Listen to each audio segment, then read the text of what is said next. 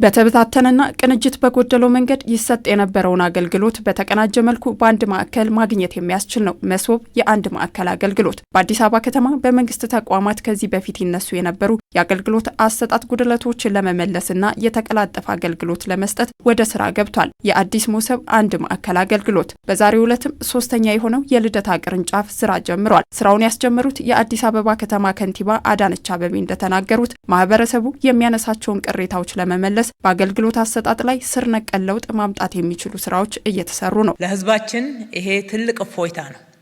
በአገልግሎት ምክንያት የሚደርስበት እንግልት የሚደርስበት የገንዘብ የጊዜ ብክነት ቀላል አይደለም። ለሌሎች ስራዎች ማዋል የሚገባውን ጊዜ ማዋል የሚገባውን ጉልበት ማዋል የሚገባውን ኢነርጂ አገልግሎት ላይ በመመላለስና በወቅቱ ባለማግኘት ምክንያት ያባክናል።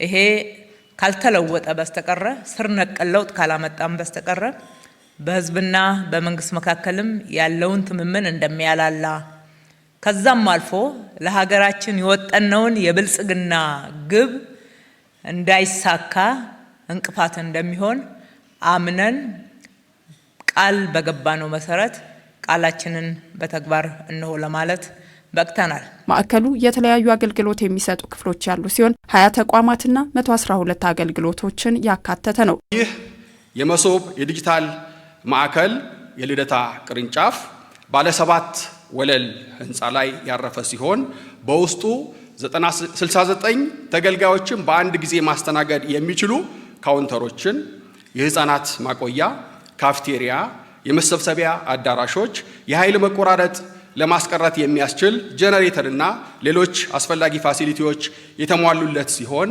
በ20 ተቋማት 112 አገልግሎቶች ስራ የሚጀምር ይሆናል። ይህም የልደታ ክፍለ ከተማ ብቻ ሳይሆን የአጎራባች ክፍለ ከተሞች ነዋሪዎች ጭምር አማራጭ የአገልግሎት ማዕከል ሆኖ ያገለግላል። በልደታና አካባቢው አገልግሎቱ መጀመሩ ለአገልግሎት አሰጣጥ ችግር ዘላቂ መፍትሄ የሚቸር ከመሆኑም በላይ ጠንካራ የመንግስት አገልግሎት የሚሰጥ ተቋም መጀመሩ ለልደታና አቅራቢያዋ ለሚገኙ ክፍለ ከተማ ነዋሪዎች ትልቅ እድል ነው። ይህ ለነዋሪዎቻችን፣ ለተገልጋዮቻችን እንዲሁም ለሰራተኞቻችን ትልቅ እድልና በረከት ነው።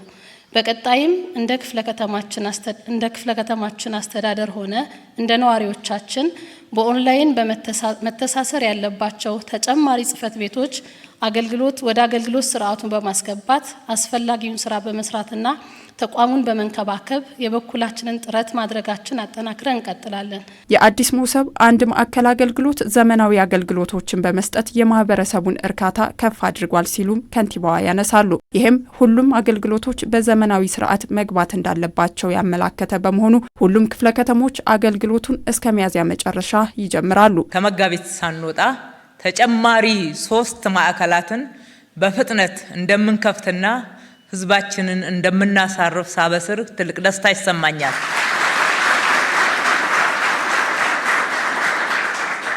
በዛም አያበቃም።